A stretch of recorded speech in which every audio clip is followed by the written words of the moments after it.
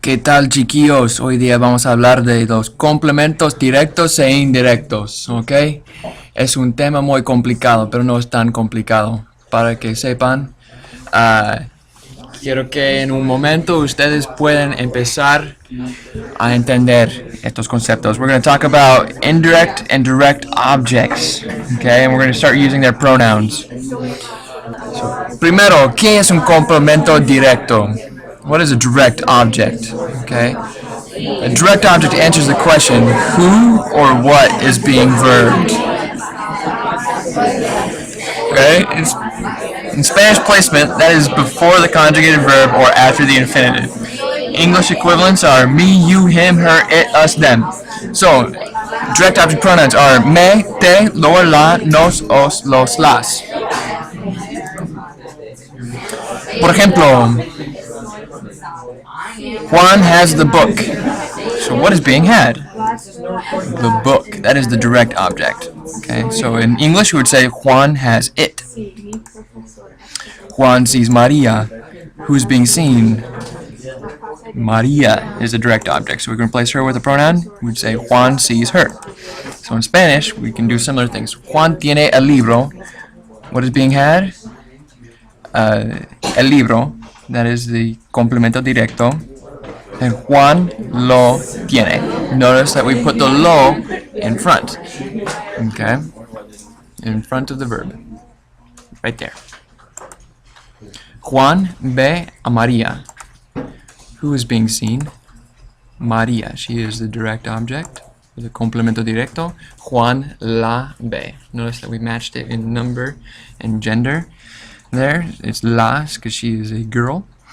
And that is in front of the verb ve. ¿Qué es un complemento indirecto? What is an indirect object?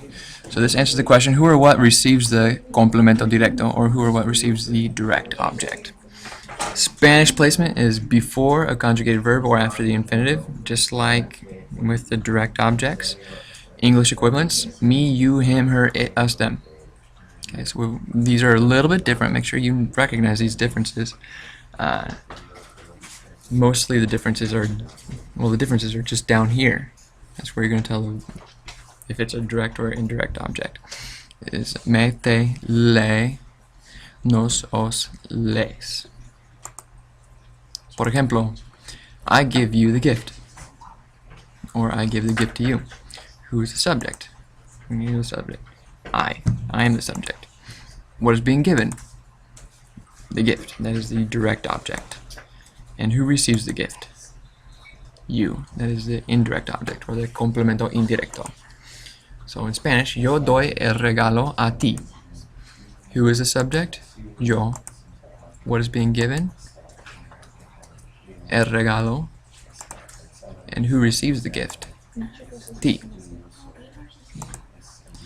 Más ejemplos. He buys me flowers. And who is the subject? He. What is being bought? The flowers. And who receives the flowers? Me. Él me compra flores. Who's the subject? Él. What is being bought? Flores. And who receives the flowers? Me. Fíjate. Now pay attention to this.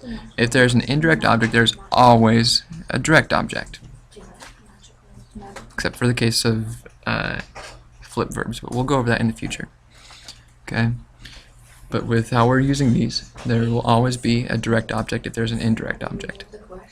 You can't have a recipient of an object unless there is an object to receive. For example, my grandmother writes me every week. The subject is my grandmother. But what is being written? Nothing in the sentence mentions what is being written, but there's something being written. So, it is implied. You write something for the direct object, the complemento directo. We don't know exactly what it is, whether it's a letter or an email or a postcard, but there is something that's being written.